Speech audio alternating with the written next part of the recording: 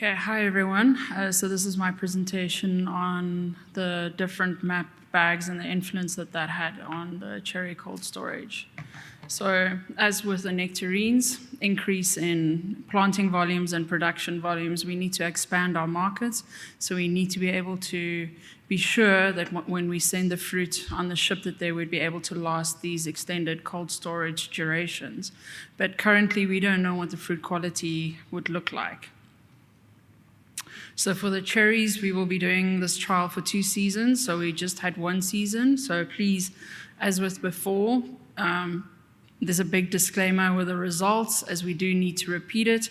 And there are some issues that I would like to tweak to try and improve the storability of the fruit. So we used 2 cultivars. We used Lapins and Royal Hazel. For Lapins, we had 2 harvest maturities, and that was based on color. The 3 map bags that we used was View Fresh, Crystal, and Extend. So they were in bulk bags of 5 kilogram boxes. So for this trial, we looked at 35 days total storage and a 49-day total storage with a 7-day shelf life simulation in each.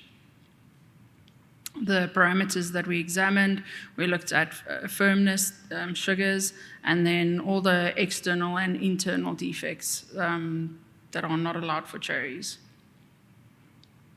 So when looking at Royal Hazel, we created this little table just to show you the incidence of the various quality issues that we saw. I've put in a little table or a little column for tolerance, so that is just roughly based on what the clients would like to see. And as you can see already with intake, so after 35 days, if we just look at stem browning, at intake we already had a very high incidence of stem browning, and that didn't improve after the 35 days storage that you can see in the other tables. So that is something that definitely needs to be addressed. And it's the same with pitting. We had 4% pitting with intake, and that also over 35 days just increased. So looking at Lapins, we had a high incidence of shrivel, cracks, and pitting for that specific harvest. And if we look at harvest 4, you can see almost the same trend: shrivel, cracks, and pitting.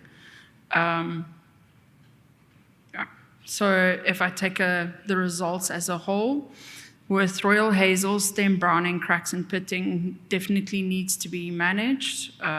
It's the same with Lapins. So we definitely need to look at how we are sealing the bags and if the bags are sealed properly. For example, one of the bags has like a little zip.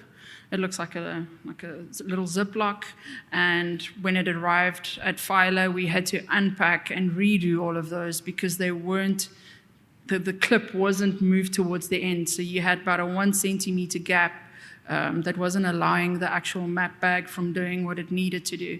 Some of the bags also in the haste got torn and had little cuts, which also doesn't help the whole process. So when it comes to Lapins, like I said before, it had a high incidence of shrivel and pitting for both harvest maturities. The key findings for me for this trial was that the map bags didn't perform as expected. The incoming quality, especially for Royal Hazel, wasn't very good. I think when you push thresholds, then you're going to pay for it later. So you definitely need to look at, let's say, decreasing the field heat, or when you are packaging it, make sure that the packaging is sealed properly so that we actually do get the benefits of the map bag. Okay, thank you.